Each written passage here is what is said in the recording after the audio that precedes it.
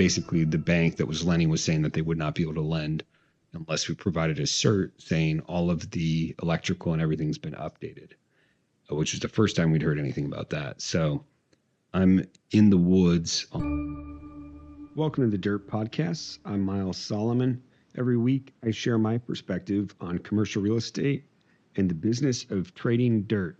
Let's get into it. Nothing in this podcast is legal, tax, or investment advice. It's for entertainment only, loosely inspired by real estate, and any resemblance to actual people, deals, or outcomes is accidental or aggressively fictionalized. Talk to your attorney, CPA, and advisors before acting on anything you hear. So I spent 13 days with my girlfriend and a buddy of mine who was in his truck. We were in our truck and camper. We spent 13 days kind of exploring around Arizona.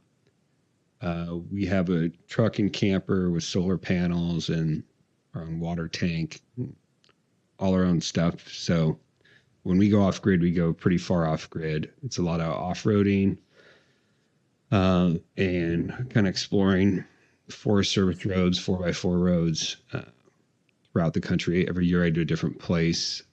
Last year we were 2 weeks in Death Valley, and this year we're 2 weeks in kind of all around Arizona, mainly this portion of Arizona called the Sky Islands, which is east of Tucson. And then from there, we went up to basically like Flagstaff area, kind of by Sedona and Prescott. And wow, Arizona is beautiful in the winter. I don't know why I was so misinformed about, what Arizona looks like, but holy smokes. Some of the most beautiful country I've seen. And every time I do this trip, I try not to think about work, try to disconnect, but I also, inevitably end up thinking about work and things going on. On this particular trip, I made an effort to make sure any deal I was working on was closed before I left, except for the one deal that I could not get done, which is the deal that we were buying the apartment building. So about 5 days before I left, I turned it over to one of my partners to finish the escrow and close the building.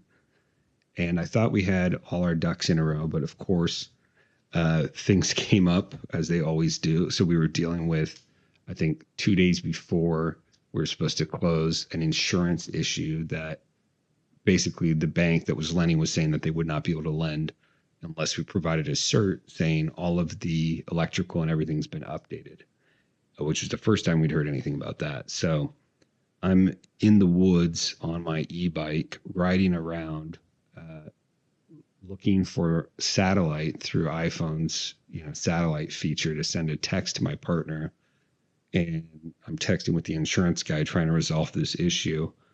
And my lovely girlfriend is hiking around and exploring and seeing the rocks and yelling at me because I'm wandering through the trees, pointing my phone in this canyon at satellites trying to get service.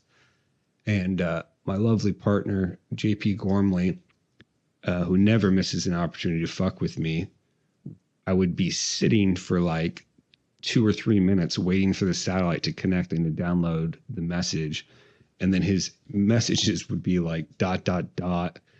something really ominous. And I finally said, can you just give me a straight update on what's going on? And I got another like 5 different messages that were all single words. So that was a fun part of the trip. But there's an argument there probably to get a proper satellite, Elon Musk, whatever. But the whole point is to not be in connection and not be able to respond to work stuff.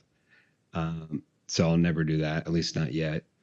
I think there's a point where you have to be able to disconnect in this world. And I make an effort to do it every year. It's not enough, but it does unfortunately lead to scenarios like that where you're riding around on a bicycle trying to get satellite so you can finish a deal. But we did end up closing that on the 31st, right before the cutoff for basically what would have been a I don't know, like a $400,000 tax liability if we hadn't closed that day. So the first 5 days of the trip were fairly stressful, but after that, it was like, I could fully unplug, and it was amazing. I'm always surprised and excited how beautiful this country is. And, it's cliche, but a lot of people don't realize how good of a job the people before us in this country has done of preserving um, some of our best nature, not just preserving it, but keeping it accessible for use. There's no country on earth that I can think of. I've probably been to 60 to 70 countries that has as much uh, land that you can freely use. You can shoot guns on, you can camp, you can stay wherever, you can explore. Most of the world land's private, or when it's public, it's extremely regulated, it's controlled, it's developed, and there's a lot of rules. And, this country has done a great job of, through the Bureau of Land Management, through uh, National Park Service, through all these different agencies, of keeping the country and keeping it accessible for people to use. And I'm always really impressed by that. I think it's something that makes me proud of our country and patriotic, because you hear so much negative about the environment and how terrible America is. And then you go out and see the country, and it really is still accessible and incredible. So I had a great time. I didn't shower very often, so I will say coming back and enjoying a hot shower with unlimited water. I always come back with new eyes on that. And then obviously, you know, when you're out camping and you're doing it for 2 weeks, and you're sitting outside and, it's dark, there's not all that many things you can do. You can read, you can play games. We play a lot of cards. You can sit by the fire. But it's funny when you come back, and we were going to bed at probably 9 o'clock out there earlier, and getting up early, but you get back and, you have all the lights going on in your house, and you have TV and everything else. And you realize like how different, our world has become. So it's interesting to get a new perspective every time I come back, but I did start to get, calls and kind of emails and stuff towards the end of the trip when we were getting service. And I got this overwhelming feeling of dread and anxiety that every year, I think any broker, at least I get it, where now it's a new year and you're, basically starting over every year for some reason, unless you have a lot of carryover deals. You're starting over and you're kind of thinking about, okay, what's going to come this year, and you're trying to predict and plan. And it's almost impossible to do for me of what's going to happen. And I think back to the year before, the deals I did, and, several of the deals I worked on last year, I'd been working on for multiple years. I had the deal that I closed. That was the first episode of this podcast. That took, I don't know, 2.5, 3 years to close. And then there were other deals that are just random, that you can't really predict. People you've been calling that suddenly something happens and they decide to do something, or, call off a sign that ends up being a big deal. So it's hard to look forward into the next year and say what will, there's deals I've been working on for a while that, yeah, they might close this year. I have no idea. They could close this year. They could close next year. But then there's that other random portion where I don't know what I don't know. And you hope that this year will be full of random luck as well. But you don't really know. So it gives this kind of anxiety, which I think you have to have and you have to harness, because otherwise you might not be as, motivated to do stuff. But I get this anxiety of like, all right, how am I reinventing my business this year? What am I doing this year that's different? How am I where's the money going to come from? What deals am I going to close? How am I going to put myself in a position of random luck, where I send the right card and I get the right call? What is that going to look like? How can I best set myself up for success, I guess? And every year it's different. And you'd think that, I've been doing this for, I think, 6 years now. You'd think that there'd be, more confidence in the numbers, or that it's going to work out. But in the back of your mind, you're really thinking, well, what if this is the year that something, those deals don't connect or things don't happen? So I was talking to my girlfriend about these things while we we're on our trip, and she said something that I believe, but I think it's easy to forget. And so I have to remind myself, which is, you have to believe that things are going to work out, and you have to believe that you will find success. And you can't write a business plan based on belief. Well, I guess you can. A lot of people probably do, but you have to remind yourself that you can only control, as a broker, what's within your control. You can focus on cold calling. You can focus on being smart and targeting buildings and properties that you think are going to transact. You can put yourself in front of different people, new people, through postcards, through marketing, through, LoopNet, CoStar, all the other things. And you can increase your probability that there'll be something to happen, some transaction, something that you can't predict.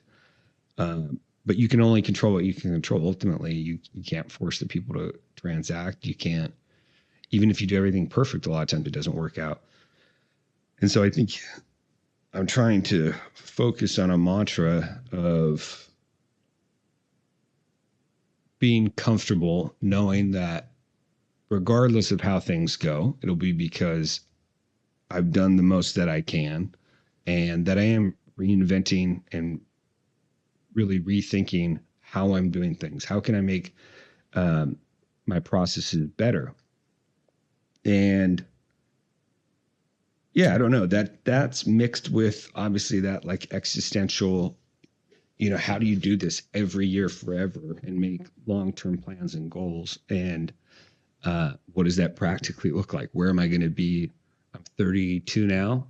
Where am I going to be when I'm 40? Where am I going to be when I'm 50? How can this business become a more predictable, scalable business? And, I've been thinking of that for a while now, and that might just be the fatal flaw of brokerage, that it can never become a predictable and scalable business that you can grow to reliably make $1 million+ a year. It may just be that, there's guys that do it for sure. There's people that do it.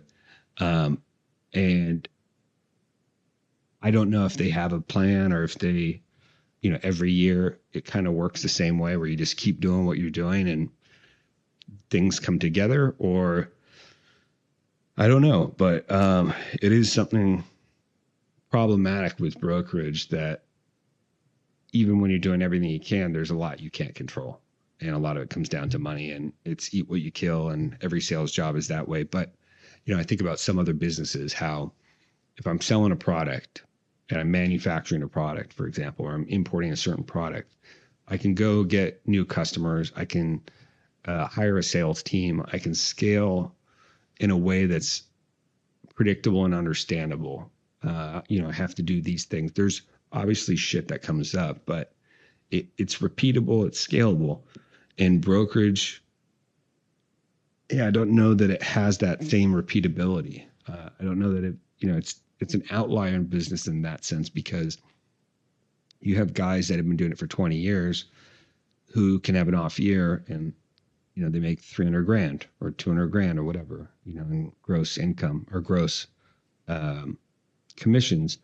And then you've got a guy, it rarely ever happens, but occasionally it does, where it's the first year and they, cold call the right person, stumble their way through the right deal, and they make $500,000 in 1 year. And there's not many businesses that have that level of randomness. So I guess that's what keeps it exciting and keeps it interesting.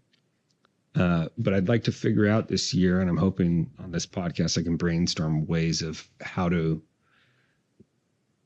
make it more repeatable and scalable.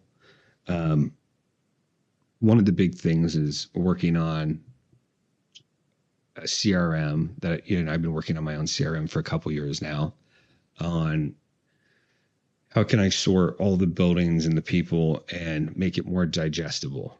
The technology in this business is terrible. All the CRMs that function or that are sold to us or licensed to us, they all pretty much suck without exception. And none of them really integrate different portions of the business. So none of them, you have CRMs and they'll have properties and they'll have owners, but when you're tracking 1,000 different properties or more, information's constantly changing. So if you're not keeping the CRM up to date, which is a full-time job, then it's not useful because you don't have the right person to get a hold of. So I think there is a lot of technology and things that's going to change this business. And I hope it does. And hopefully that will make it even more scalable, I'm hoping. And that's something I want to work on more this year. I think in terms of marketing, I have different lists for each of businesses that call it like the segments. So for example, for heavy industrial yards, I've got recycling companies, every recycling company and their key person on who to contact. For concrete companies, every concrete company and their key person in contact.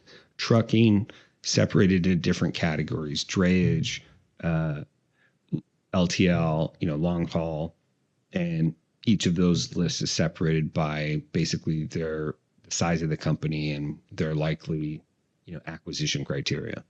And so when I get a new listing, I'll cold call through all those different businesses, depending on what this yard is most suitable for. And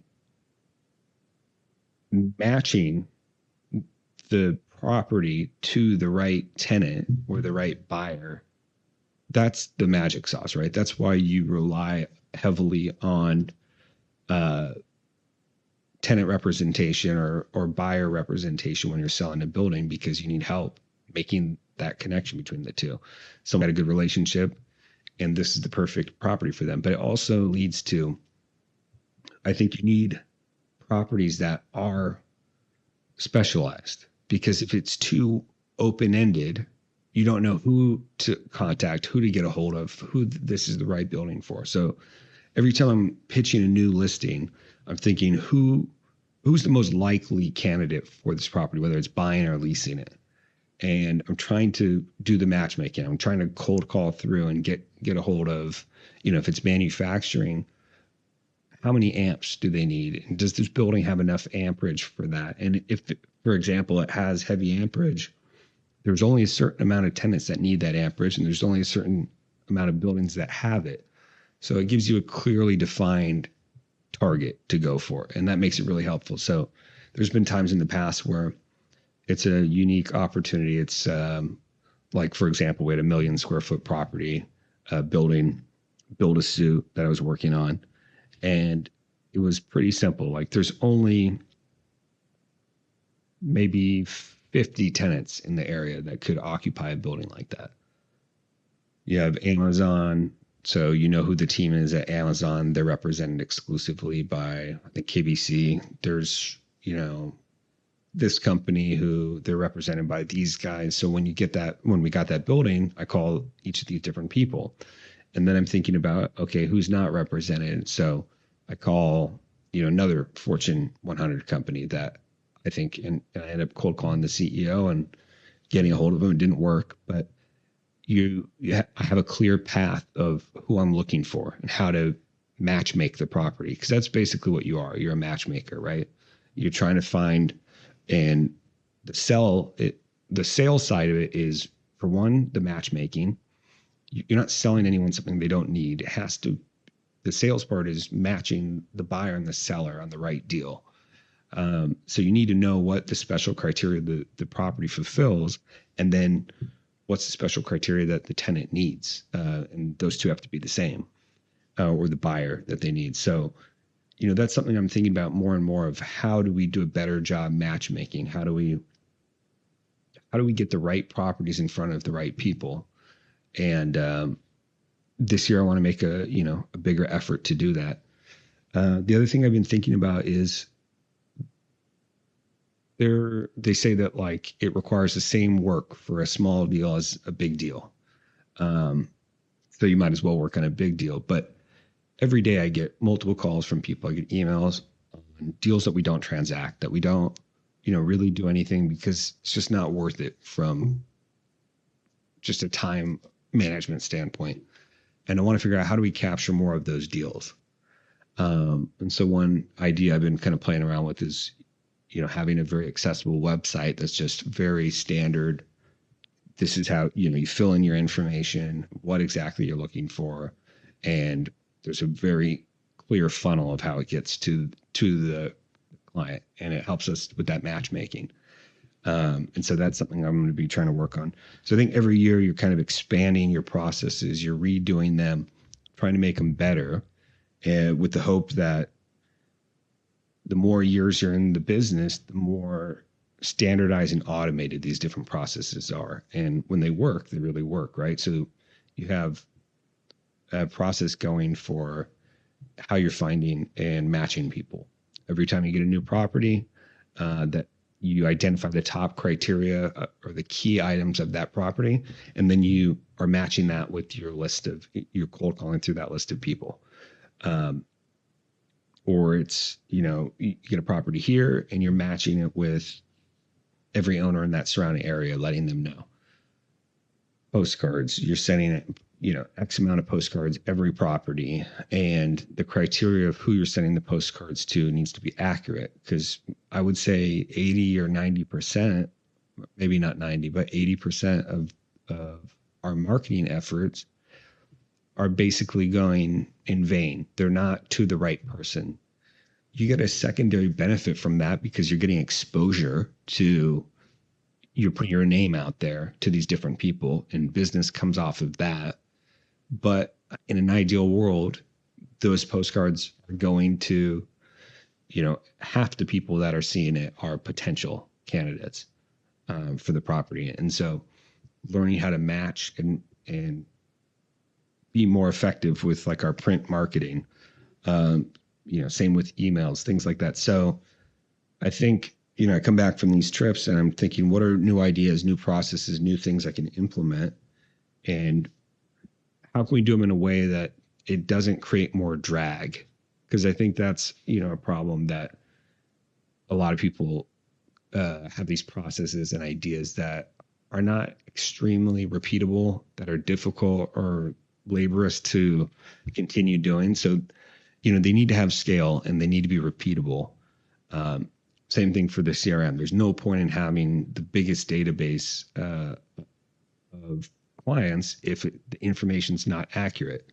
My goal for the last few years has been every single property owner I have in my CRM, when I dial that number, I know it's verified, that it's their primary contact number. And I've already scrubbed and sorted, and so that when I'm cold calling through on a new building, I'm not spending my time trying to get a hold of the decision maker. I'm just contacting directly to the decision maker.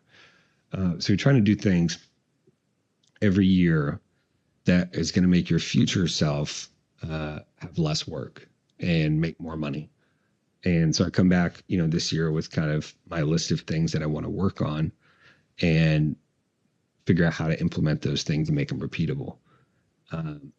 So I didn't do any peyote or mushrooms. I didn't have any great realizations about where the market's going, or how to reinvent commercial real estate. It's just kind of, I don't know what the word for that is, like slow progress through implementation of different processes and ideas. But, I've had years where I come back with something that's really a good idea and it's worked. This year wasn't that. It was a lot of just kind of enjoying and trying to be present. And now that I'm back, I want to focus on implementing these new projects and staring into that doom and saying, I believe in myself. I believe in the business. I believe in the long term viability of what we're doing and the importance of it. And it's a battle, especially in a place like LA where you're competing on the state level and the local level, from city level to like a very, very local, different councilmen.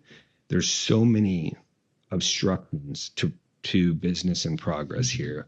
And I think it's easy to get bogged down in the negativity and the difficulty of doing the business.